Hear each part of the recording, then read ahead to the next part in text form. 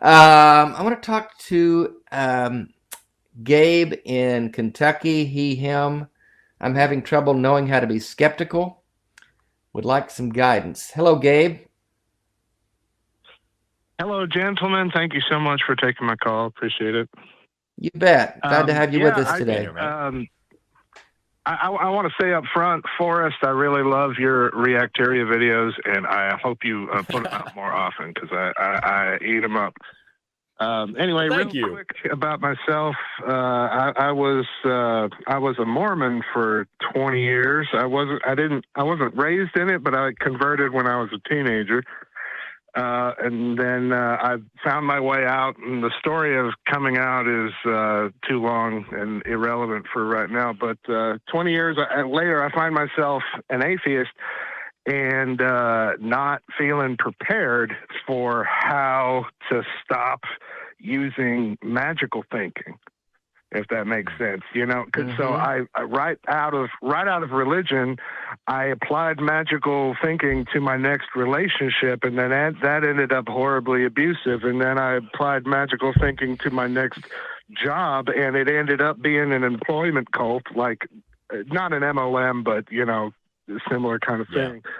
And it occurred to me that I'm falling into this cycle that's got to be a result of the programming I went through, but nobody's ever really taught me like the practical, like what does it mean to think skeptically, and how do you put guards in place to catch yourself, and is there a list of required reading that atheists and skeptics ought to read? Like, just I'm hungry for information, and I would love some practical advice about how to stop those patterns and make better skeptical choices. Yeah. Well, I think that's a good observation on your part, Gabe. First of all, to recognize that you have seen that you've been susceptible to preconditioned thinking, I guess you could call it, non-skeptical thinking, buying into something just because someone told you that that's what it was. It probably means that and I'm not psychoanalyzing anything, but it's probably that you are a trusting individual and that you were taught at an early age to believe authority figures, to believe the people like parents and teachers who say things. I think we're all taught that to some degree. We're all taught that if the teacher says it, it must be true. If my mom and dad tell me to do this, then I should obey and do it. And then if that's transferred over to a God figure, like it was with me, I was an impressionable 18-year-old and was told that this God figure killed himself to save me. They didn't put it that way. It was a lot nicer, but that Jesus died for my sins, and that if I believed in him, I could be born again and go to heaven. Okay, that sounds great. Yeah, sign me up. And so I didn't have the skeptical tools myself. So how do you get that? That's a great question. I think it is a process of discerning things and being learning from our experiences, learning from our mistakes, and recognizing that not everyone who presents themselves as an authority figure or as an answer giver can be trusted. And it's okay to look at things with a skeptical eye. What do you think, Forrest? Yeah, I think that I think you're spot on. A lot of times, when we're kids, we learn just listen, just don't ask questions, because at the end of the day, if your mom's like, "Don't touch the stove," right, like it's better for you to not do it and not burn your hand than to have this whole like, "Oh well, maybe there's these things called atoms, all right, and sometimes they vibrate real fast, and then by that time they've already cooked their hand, right?" So we have, as children, we tend to just trust what authority figures say, what adults say. And there are a lot of systems that abuse that. By the way, I want to begin by saying I'm thrilled to hear that you're free. Congratulations. Yes. But at the end of the day, when we grow up, and being a teenager is not being grown up, when we grow up, we have to learn to start asking questions in a responsible way. Because a lot of people who come out of religion, they will then jump into like conspiracy theory type situations because they're like, okay, I just learned that I can question the creator of the universe. And when I questioned it, it fell apart. Well, now if I can ask a question about anything, it must not be right. It must be wrong. There must be something here. If I can question it, then it's not, and they kind of fall into these traps of having other people who, like with religions, who put out a bunch of logical fallacies, a bunch of intellectual traps in order to ensnare people. They fall into the next trap, the next trap, the next trap. They apply magical thinking wherever they want to be. So one really great thing to start with is Occam's razor. The idea that if you hear hoofbeats, think horses, not zebras, not, giraffes. It's horses first until proven otherwise, right? So go with the simplest, most logical, most natural, most easy idea and start there. So if, I think the last time I was on the show, I talked about, like, I have a hallway right behind this bookshelf here. And every single day, I walk down this hallway and the air pressure of me moving down this hallway slams the door behind me. If I didn't know anything about physics, about fluid dynamics, about air pressure, about any of this, I could believe there was a ghost slamming the door, right? But the regularity of it and the fact that I can feel the air around me, my first thought needs to be, maybe there's something going on with the door or the room or the hall or something, before I think, all right, there is another world of other creatures that can't be detected by science, and one of them is very interested in this door, So go with the naturalistic idea first and kind of build from there. Also, be willing to ask questions of science. That's why I love teaching. If you've never been completely stumped by a room full of third graders asking why, you've never enjoyed teaching before. I remember one time I was teaching kids about atoms and explaining, okay, this is protons and neutrons and electrons. And they're like, well, how do you know that? And I'm like, I just realized I don't know how I know that. I've just been taught that. How do I know that? That's great. And you dig into, how do we know what atoms look like? And how do we know what protons and neutrons and electrons are? How do we know that they are where we think they are and why they have the charges they do?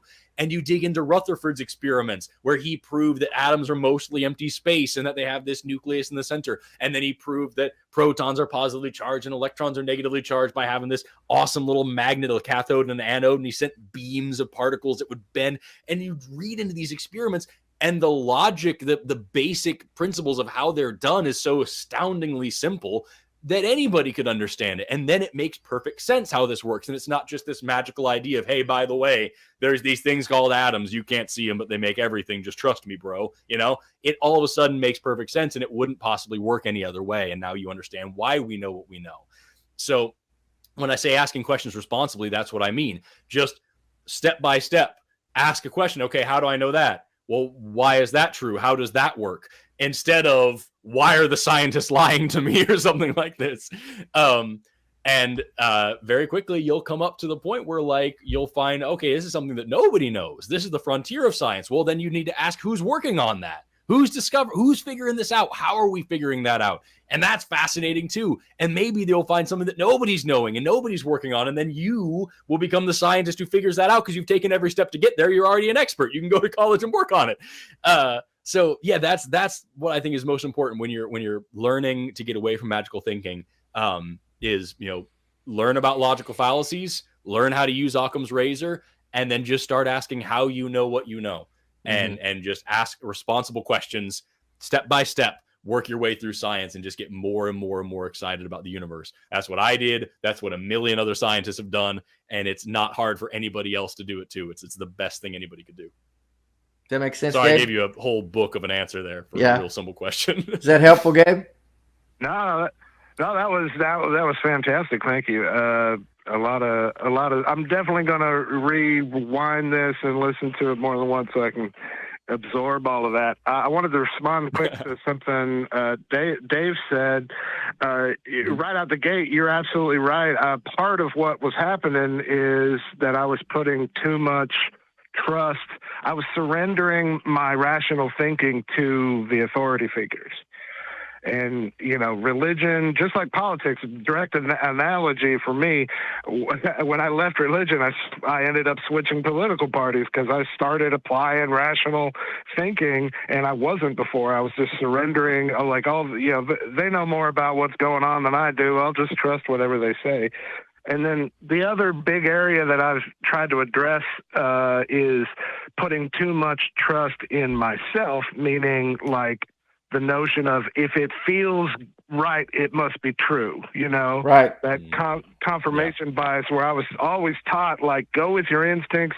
It's a code word for saying follow the Holy Spirit. It's the same nonsense. If it feels good, it must be right. And that is so not true. No, it's not. So I'm fighting.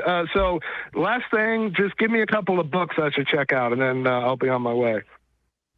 Sure. Go ahead, Forrest.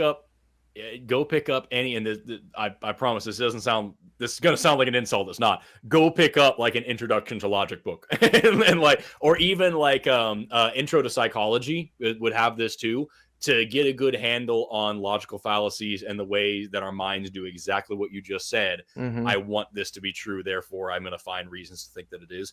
I remember during probably my first degree, that was a big thing. It was an intro to psychology class, and we covered logical fallacies, and there's pretty much any psych book will have this in there about like argument from authority. This important person said it, therefore it must be true. Argument from ignorance. I can't think of a better answer, therefore this must be true. Argument from what is it? The genetic fallacy. This person said it, and this person's a jerk, and therefore ad hominem. You're stupid, so therefore this can't be right.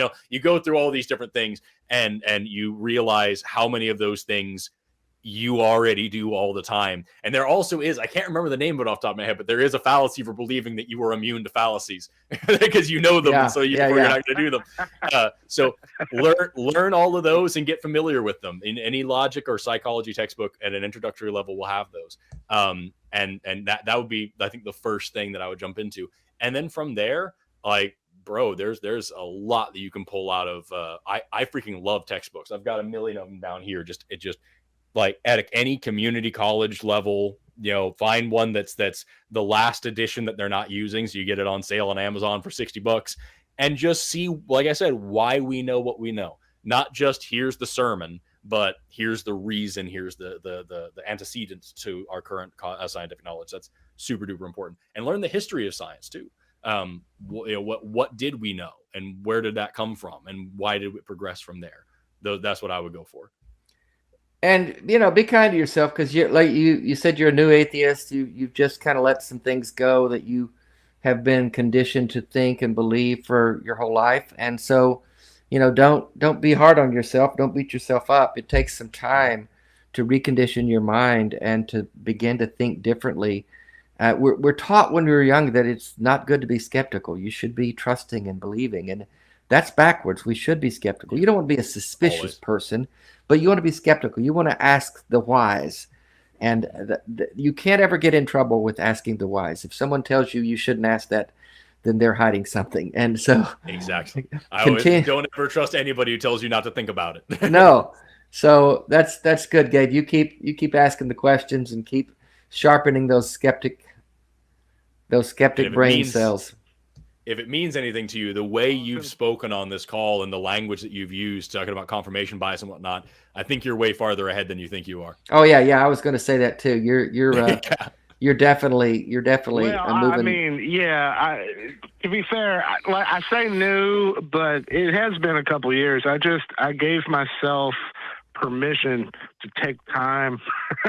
Like, it was really overwhelming. I started thinking about death and realizing, wait a minute, I don't have that figured out anymore.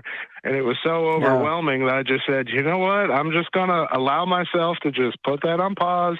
We'll process and come back to it. And I've done that over the course of the last few years. And now I'm at a point where I'm absorbing all the ACA shows and I called in to Talk Heathen last week. That was the first time I've called in, and this is call number 2, and good deal. I'm wanting to be more involved and all that. Good. So thank you, gentlemen. That was super helpful. Appreciate it. Thanks, Gabe. Thanks for the call, buddy. Bye-bye. Take care, Gabe. Bye. Sometimes the best answer is I don't know, and then go find out. We don't. That's one thing that I struggle with so much when I talk to theists, is that, like, I don't know is the scariest answer. And it's like, well, if you don't know, then it must be this magic. It must be God. It must be something. Don't make up an answer. It's okay to say I don't know and then go find out. Say, I don't know. Yeah. It doesn't mean you have to be happy with not knowing. No, you don't. Don't stay ignorant. Just go find out. Find some answers. Do some research. How have we had only awesome calls so far today? I don't know. We need. Super nice people. We'll try to find somebody that's going to give us trouble.